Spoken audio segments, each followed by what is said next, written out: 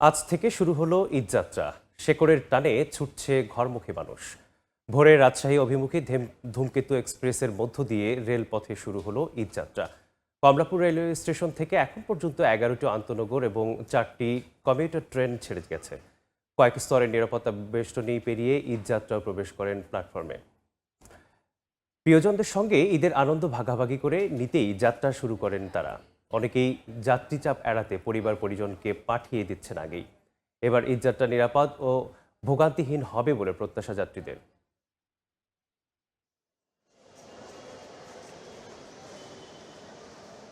আলহামদুলিল্লাহ খুবই ভালো লাগছে। যদিও এখনো সেরকম ভিড় শুরু হয়নি, আগে আগেই যাচ্ছি এই গ্রামে। সবাই মিলে বাড়ি যাচ্ছি, খুব ভালো লাগছে। তখন যাইতে পারবো না, একটু দাঁড়ায় যাইতে হবে, তখন ট্রেনে করে যাইলে। এখন তো মনে করেন রিল্যাক্সে যাচ্ছি। এটা তো লোকাল না, ডিরেক্টগুলোতে আসলে কোনো প্রবলেম হয় না। নিরাপত্তা ভালো অবস্থায় আছে, কোনো সমস্যা নেই। আমরা সুন্দরভাবেই আসতে পেরেছি এবং ঢুকছি।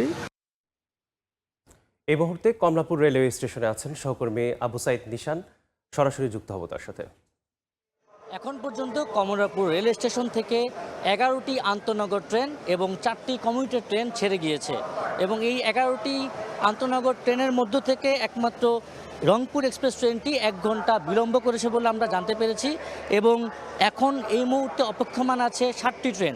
এই 7টি ট্রেনের মধ্যে 3টি commuter train, Titas commuter train, Mahua commuter train এবং কর্ণফুলী কমিউটার ট্রেনও কিন্তু প্রায় ঘণ্টাখানেক বিলম্ব করেছে এবং এই শিডিউল বিপর্যয়ে শুরুর দিকে কিন্তু আসলে দেখা যায়নি। শুরুর দিকে যাত্রী চাপ যেমনটা কম ছিল এবং শিডিউল বিপর্যয়ও তেমনটি দেখা যায়নি, কিন্তু বেলা বাড়ার সঙ্গে সঙ্গে যাত্রীদের যে চাপ সেটিও কিন্তু কিছুটা বেড়েছে এবং শিডিউল বিপর্যয়ের বিষয়টাও আমরা দেখতে পাচ্ছি। এবং যাত্রীদের সাথে কথা বলে আমরা যেটা জানতে পেরেছি যে এখানে এখন পর্যন্ত ঈদুল ফিতরের যে ঈদযাত্রা শুরু হয়েছে সেটি কিন্তু বেশ স্বাচ্ছন্দ্যেই তারা কাটাচ্ছেন এবং আইনশৃঙ্খলা পরিস্থিতি এবং এখানকার র্যাব, পুলিশ এবং আরবিএন সদস্যরাও তারা সার্বক্ষণিক নজরদারির মধ্যে রেখেছেন। এবং আমরা কিছুক্ষণ আগে জানতে পেরেছি যে রেলপথ মন্ত্রী এবং প্রতিমন্ত্রী তারাও কিন্তু এই রেল স্টেশনে এসেছেন, তারা পরিদর্শন করছেন, সার্বিক পরিস্থিতি দেখছেন। এবং আমরা যাত্রীদের সাথে কথা বলে যেটা জানতে পেরেছিলাম যে যাত্রীরা বলছেন যে এইবার ঈদযাত্রা নির্বিঘ্নে হলেও তারা কিন্তু অনলাইনে টিকিট প্রাপ্তির ক্ষেত্রে বেশ কিছু বেগ পেতে হয়েছে এবং দেখা গিয়েছে যে অল্প সময়ের মধ্যেই অনলাইনে টিকিট তারা পাচ্ছেন না বলেও তারা অভিযোগ করেছেন।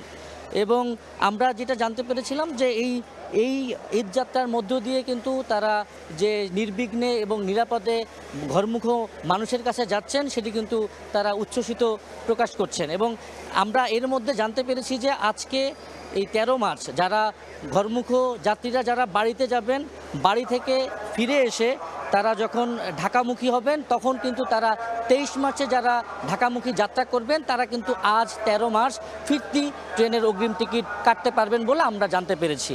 এই ছিল কমলাপুর রেল স্টেশন থেকে আমার কাছে সর্বশেষ সংবাদ।